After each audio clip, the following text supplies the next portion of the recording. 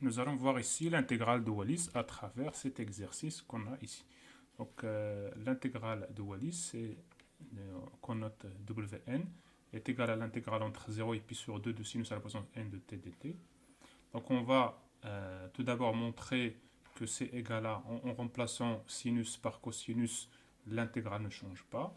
Et on va en fait, ici en particulier dans la question 6, on va donner une expression explicite de W en fonction de n. On va distinguer le cas n pair de P et le cas n impair de P plus 1.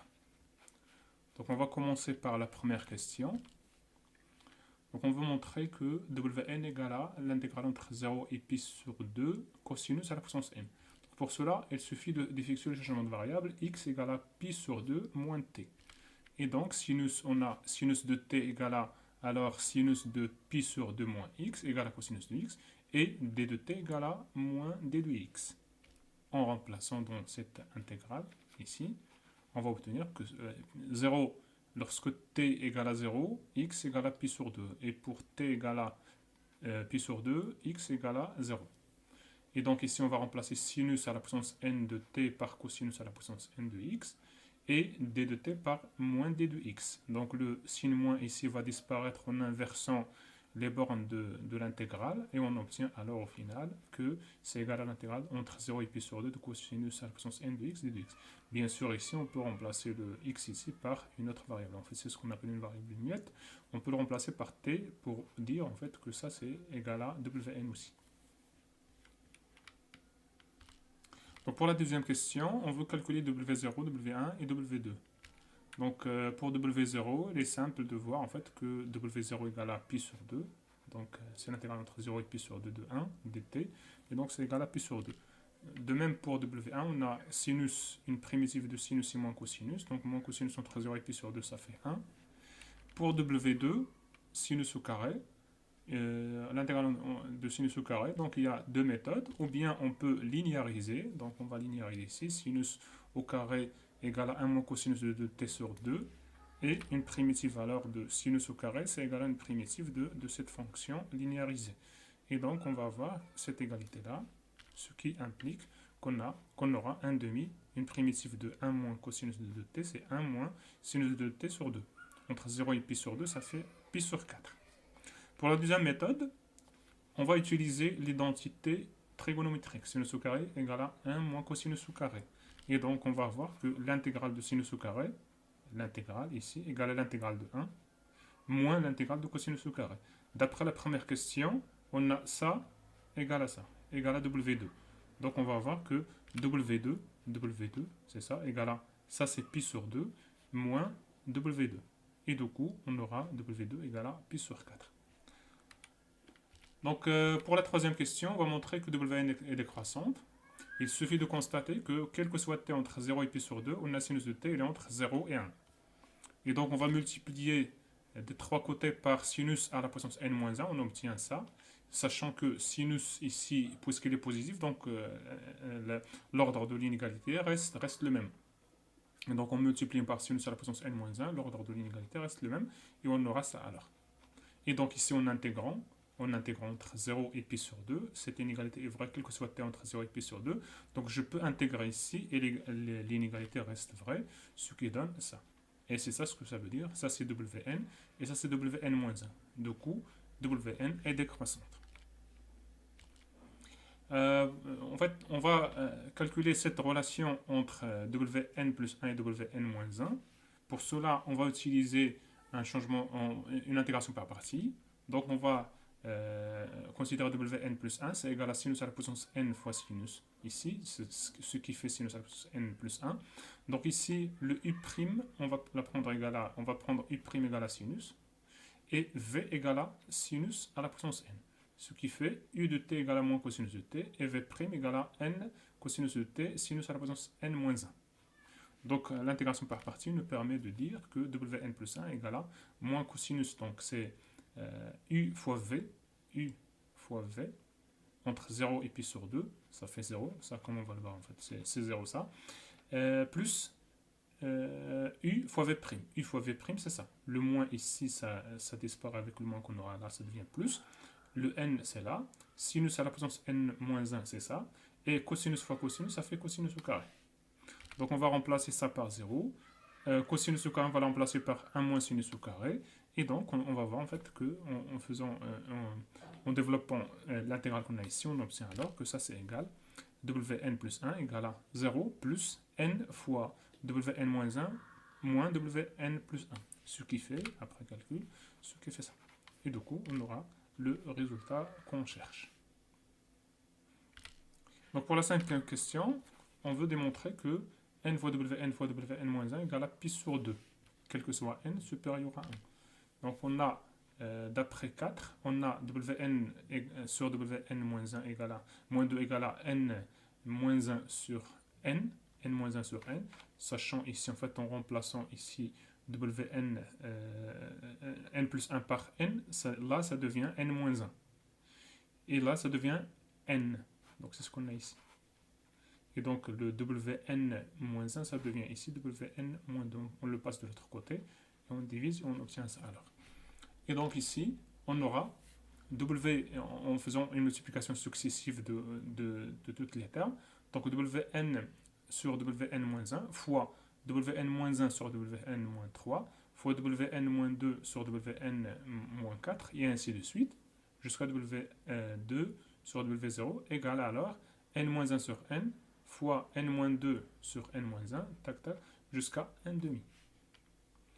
Et donc on va, ce qui reste de ce côté-là, il va nous rester Wn fois Wn-1 divisé par W0. Les autres vont disparaître. Donc le Wn-2 va disparaître ici, le Wn-3 aussi, N-4 aussi, et ainsi de suite jusqu'à W2 va disparaître ici.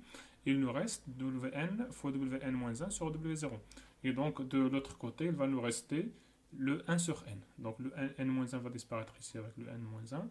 n-2 par n-2, n-3 avec n-3 ici, jusqu'à le 2 qui va disparaître, il va nous rester 1 sur n.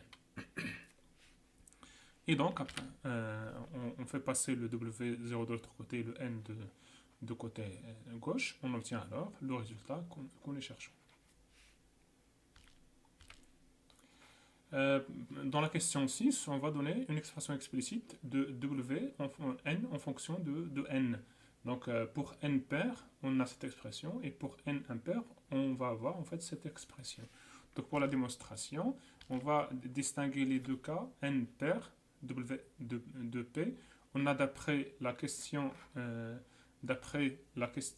4, on a ça, on a ce résultat-là. Donc ça c'est la question 4 qui nous fournit ce résultat-là. Et donc ici, on va voir en fait que W de P égale à 2P-1 sur 2P fois W de P-2. On va remplacer W de P-2 par ça. De la même façon, ça sera 2P-3 sur 2P-2 fois W de 2P-4. Et ainsi de suite. On va continuer jusqu'à W0. Et donc on obtient ça. Or, ça, jusque-là, c'est ce qu'on a ici, 2P-1 sur 2P fois 2P-3 sur 2P-2 fois jusqu'à 1 demi. Donc là, on va multiplier par 2P, on va diviser par 2P, on va obtenir ça. On multiplie ici par 2P-2 et on divise par 2P-2. Et donc là, jusque-là, pour 1 demi, on va multiplier par 2, diviser par 2. On obtient alors là, c'est 2P fois 2P-1 fois 2P-2 fois 2P-3 jusqu'à 2 fois 1, ça fait 2P factoriel. Et en bas, ça fait 2 à la puissance de P fois P factoriel au carré. Et donc, c'est ce que nous cherchons, d'où W de P égale à alors l'expression que nous cherchons. Pour le cas impair, on a W de P plus 1 égale à 2P sur 2P plus 1 fois W de P moins 1. On va remplacer après W de P moins 1 par ça, et ainsi de suite jusqu'à W1, sachant que W1 égale à 1.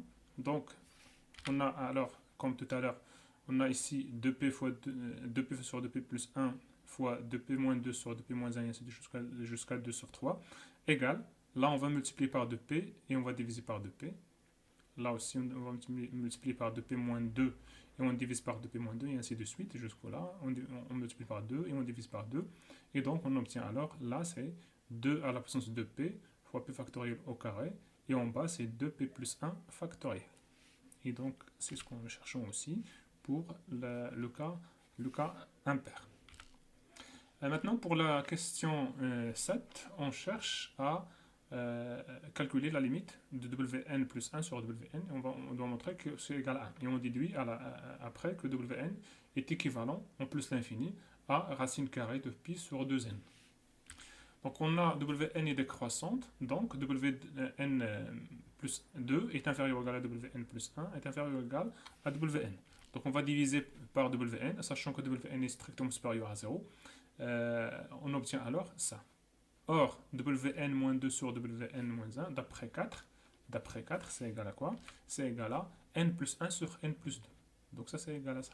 Et donc, on va, par passage à la limite, et par le terme d'encadrement, on a ça tend vers 1, ça c'est égal à 1, donc ça tend vers 1. La limite alors de Wn plus 1 sur Wn égale à 1. Pour l'équivalence, on a d'après 5, on a n fois Wn, d'après 5 ici, on a n fois Wn moins 1 égale à pi sur 2. Donc, si je multiplie par Wn et je divise par Wn, j'obtiens alors ça est égal à pi sur 2n. Le n, je le passe de l'autre côté.